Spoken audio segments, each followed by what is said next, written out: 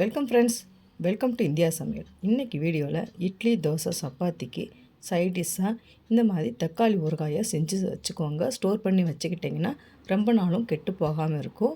இப்போ சீசன் டைங்களில் இந்த மாதிரி செஞ்சு வச்சுக்கோங்க. நம்ம சேனலில் போடுற வீடியோ உங்களுக்கு பிடிச்சிருச்சுன்னா சப்ஸ்கிரைப் பண்ணி வச்சுக்கோங்க.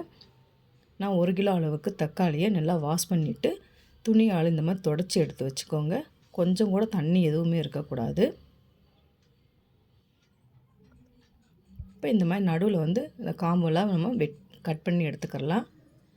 எடுத்துட்டு சின்ன சின்ன பீஸாக கட் பண்ணி எடுத்து வச்சுக்கோங்க.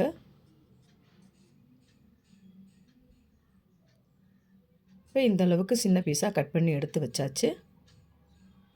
இப்போ ஒரு கடாய் எடுத்துக்கோங்க. இப்போ கட் பண்ணி வச்சுருந்த தக்காளியை சேர்த்துக்கலாம். இப்போ சேர்த்துட்டு ஸ்டவ்வை ஹை ஃப்ளேமில் வச்சு மூடி வச்சுருங்க. 10 நிமிஷம் நல்லா வேகட்டும். இப்போ பார்த்திங்கன்னா தக்காளியில் இருக்க ஜூஸ் எல்லாம் நல்லா வெளியே வருது. நல்லா வேகட்டும். அதுக்குள்ளே நம்ம மசாலா ரெடி பண்ணிக்கிறலாம். இப்போ ஒரு கடாயில் 1 டீஸ்பூன் அளவுக்கு கடுகு, 1 டீஸ்பூனுக்கு கொஞ்சம் கம்மியாக வெந்தயம் சேர்த்துக்கோங்க. இப்போ கை விடாமல் இந்த மாதிரி கலந்துக்கிட்டே இருங்க. கடுகு நல்லா பொரிஞ்சு வரணும். வெந்தயம் நல்லா செவந்து வரணும். இப்போ பார்த்திங்கன்னா கடுகெல்லாம் நல்லா வெடித்து வந்திருக்கு. இப்போ இந்த பக்குவத்தில் நம்ம எடுத்து தட்டில் போட்டு ஆற வச்சிடலாம்.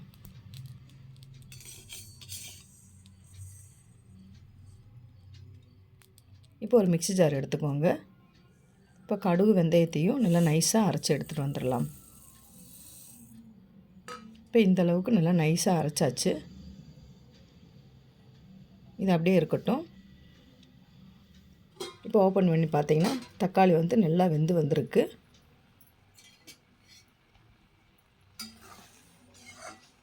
இப்போ தக்காளியில் இருக்க அந்த பல்பெல்லாம் நல்லா வேகணும்.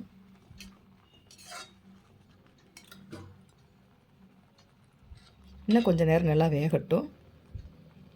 சின்ன எலுமிச்சம்பழம் சைஸு புளி எடுத்துக்கோங்க. அது தண்ணியில் நல்லா கரைச்சிட்டு இதோடையே சேர்த்துக்கிறலாம்.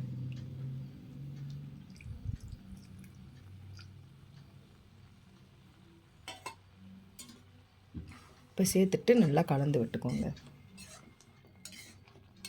இப்போ தக்காளியும் அந்த புளியும் நல்லா வெந்து வரணும்.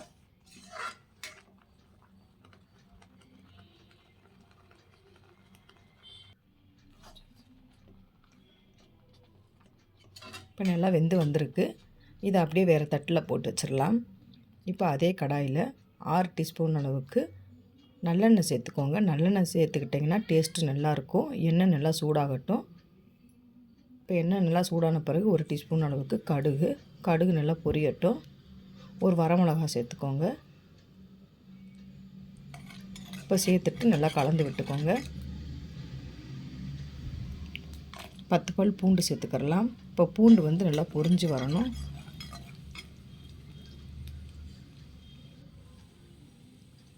கொஞ்சமாக பெருங்காயத்தூள் சேர்த்துக்கிறலாம்.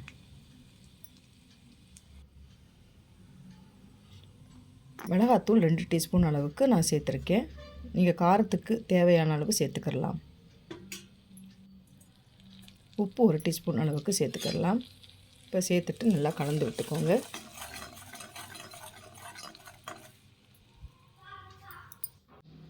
இப்போ மிளகாத்தூளை சேர்த்துட்டு இப்போ தக்காளி சாஸை இதோடையே சேர்த்துடலாம்.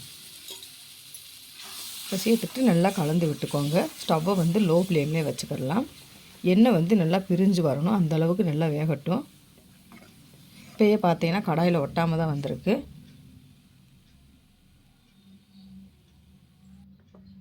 இப்போ நம்ம கடுகு வெந்தயமும் அரைச்சி வச்ச அந்த பொடியை சேர்த்துக்கிடலாம். 1 டீஸ்பூன் அளவுக்கு சேர்த்துக்கோங்க. இப்போ சேர்த்துட்டு நல்லா கலந்து விட்டுக்கிடலாம்.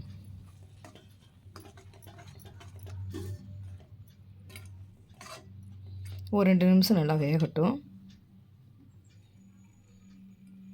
இப்போ இந்த ஸ்டேஜில் 3 டீஸ்பூன் அளவுக்கு நல்லெண்ணெய் சேர்த்துக்கிடலாம். இப்போ நல்லெண்ணெய் சேர்த்துட்டு கொஞ்சம் நேரம் நல்லா வேகட்டும். மேலாப்போ பார்த்திங்கன்னா நல்லா எண்ணெயெல்லாம் பிரிஞ்சு வரும்.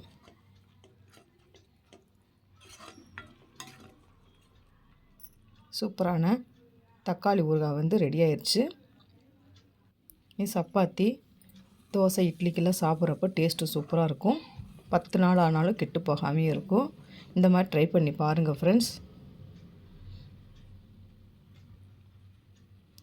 இந்த மாதிரி ஒரு டப்பாவில் போட்டு வச்சுக்கோங்க. ட்ரை பண்ணி பார்த்துட்டு கமெண்ட் பண்ணுங்கள். உங்களுக்கு இந்த வீடியோ பிடிச்சிருந்துச்சுன்னா லைக் பண்ணுங்கள், ஷேர் பண்ணுங்கள், கமெண்ட் பண்ணுங்கள். உங்களை நான் வேறு வீடியோ சந்திக்கிறேன். பாய்.